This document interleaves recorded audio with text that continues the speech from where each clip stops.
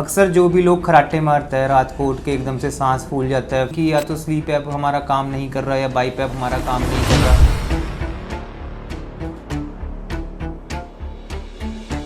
Hello everyone, myself doctor Lovekesh Mittal, your sleep specialist. आज हम बात करेंगे बहुत ही most common topic sleep study के बारे में। कैसे स्लीप स्टडी की जाती है, क्यों स्लीप स्टडी करनी होती है और क्या क्या उसके तरीके होते हैं और कितने प्रकार की स्लीप स्टडी रहती है।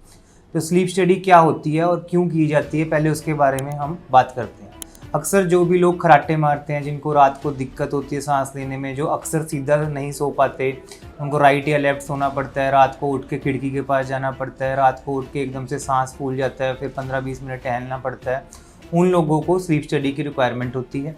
स्लीप स्टडी जनरली हमारे जो पैरामीटर्स हैं, जो ऑक्सीजन के पैरामीटर्स हैं, AHI स्कोर्स, एपनिया हाइपोपनिया इंडेक्स जिसको कहते हैं। एपनिया मतलब कि जो सांस रुकना, हाइपोपनिया मतलब सांस की गतिविधि का कम होना। तो इन दोनों चीज़ों को जब एक इंडेक्स के तौर पे देखा जाता है तो अगर वो 5 से ज़्यादा अगर हमारे स्लीप स्टडी में आ रहा है तो वो हमारे लिए डेंजरस है और हमें उसके लिए मेडिकल ट्रीटमेंट की ज़रूरत पड़ती है।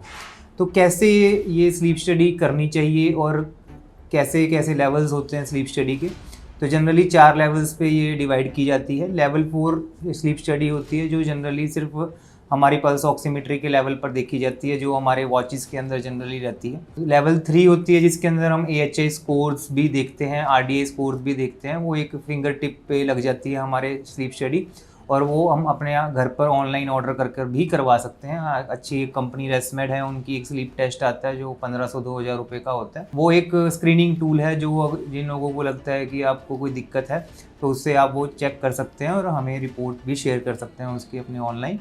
जो लेवल 2 है, लेवल 2 जनरली घर पर की जाती है और हॉस्पिटल्स में की जाती है। लेवल 2 के अंदर आपके पल्स, ऑक्सीजन, एयर फ्लो को देखा जाता है, आपकी चेस्ट रेस्पिरेशंस को देखा जाता है, एब्डोमिनल रेस्पिरेशंस को देखा जाता है, EEG को देखा जाता है, आई मूवमेंट्स को देखा जाता है।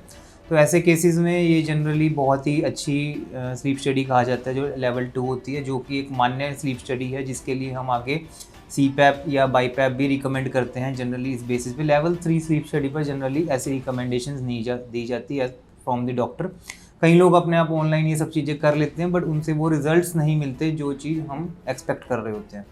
तो लेवल 2 स्लीप स्टडी जनरली आपके घर पर लगाई जाती है। लेवल 2 स्लीप स्टडी 2 प्रकार की होती है, एक होती है विद टाइट्रेशन, एक होती है without titration.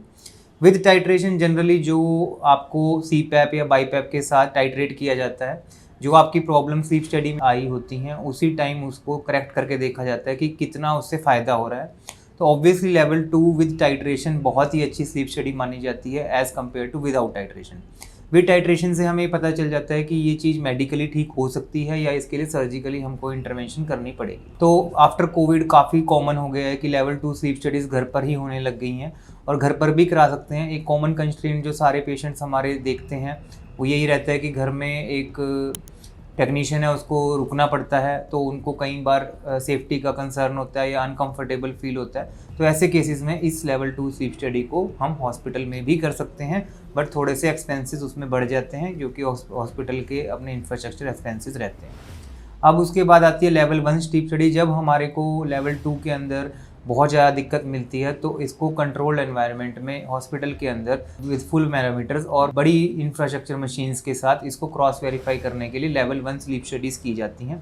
Level 1 sleep studies अक्सर इसलिए भी की जाती हैं कि या तो स्लीप ऐप हमारा काम नहीं कर रहा या BiPAP हमारा काम नहीं कर रहा या हमें कोई सर्जिकल इंटरवेंशन की तरफ बढ़ना है या फिर हमारी EEG मॉनिटरिंग सही से नहीं हो पा रही या फिर हमको कोई इंफ्रास्ट्रक्चर प्रॉब्लम जो घर पर आ रही है उसको रूल आउट करने के लिए हमें इसको सेडेशन में भी करना पड़ता है कई बार और उसको हम करते हैं जनरली हॉस्पिटल इंफ्रास्ट्रक्चर के अंदर। लेवल 1 स्लीप स्टडी हमेशा हॉस्पिटल में की जाती है और कभी भी घर पर नहीं की जाती है।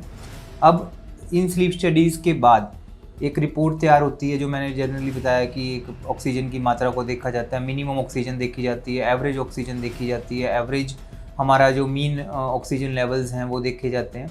तो अगर मिनिमम ऑक्सीजन लेवल्स 90 से नीचे आती हैं तो वो एक डेंजर का साइन है और हमारे AHI स्कोर्स अगर 5 से ऊपर आ रहे हैं, RDI स्कोर्स हमारे 5 से ऊपर आ रहे हैं तो वो भी एक डेंजर स्कोर है।